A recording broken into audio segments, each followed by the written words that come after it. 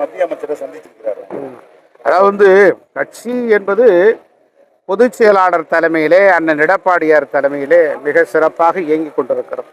அதை விடுத்து வேறு கருத்துக்கள் சொன்னால் எங்களால் பதில் சொல்ல முடியாது. இது குறித்து பொதுச் செயலாளர் விரைவிலேயே உங்களிடத்திலே பேசுவார். இல்லைண்ணா, இப்போ நம்ம ஏன்னா ஒருங்கிணைந்து எல்லாமே செயல்பட்டு வரோம். நம்ம பொதுச் செயலாளர் தான் சொல்றோம். இந்த மாதிரி தொடர்ந்து இந்த மாதிரி சந்திக்கும் போது அவர் மேல எந்த ஒரு நடவடிக்கைக்கு நம்ம பரிந்துரை பண்ணுவோமா?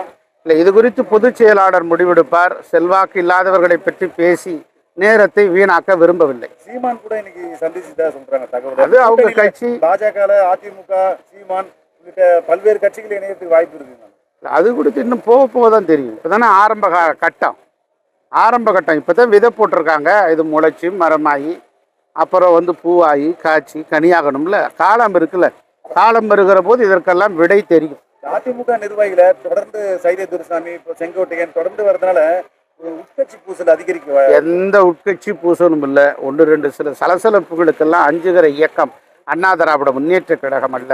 அடிக்கடிக்க பந்து உந்தும், அறுக்க வைரம் என்னும்.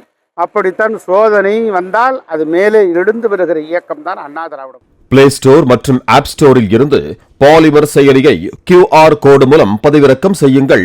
செய்திகளை உடனுக்குடன் பெறுங்கள்.